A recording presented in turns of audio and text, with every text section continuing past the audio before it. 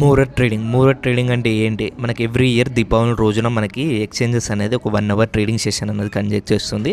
మనకి ఈ year 22 October 1:45 నుంచి 2:45 వరకు అనేది ఆ టైమింగ్ అనేది ఉంది. సో ఈ టైంలో మనకి ఇన్వెస్టర్స్ అనేది, ట్రేడర్స్ అనేది కొంచెం ఇన్వెస్ట్మెంట్స్ చేసి, అంటే కొత్త కొత్త స్టాక్స్ ఏమన్నా కొనుక్కోవడం కానీ, మ్యూచువల్ ఫండ్స్లో ఇన్వెస్ట్మెంట్ చేయడం కానీ అలాంటివి చేస్తారు.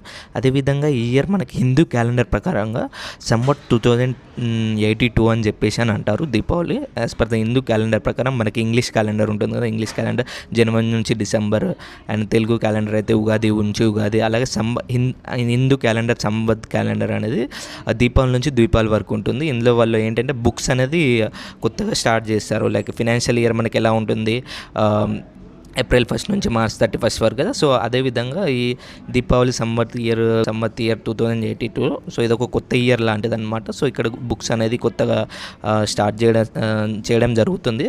అండ్ ఇదే టైంలో మనకు చాలా broking companies, AMC like HDFC కానీ, ఎస్బీఐ సెక్యూరిటీస్ కానీ, కోటాక్ కానీ, జేఎం ఫైనాన్షియల్స్ కానీ చాలా వరకు ఏఎంసీస్ అనేది మనకి దివాళీ పిక్స్ అనేది ఇస్తారనమాట.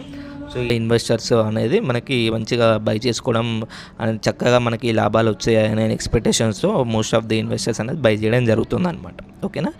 అండ్ అందరికీ దీపావళి శుభాకాంక్షలు.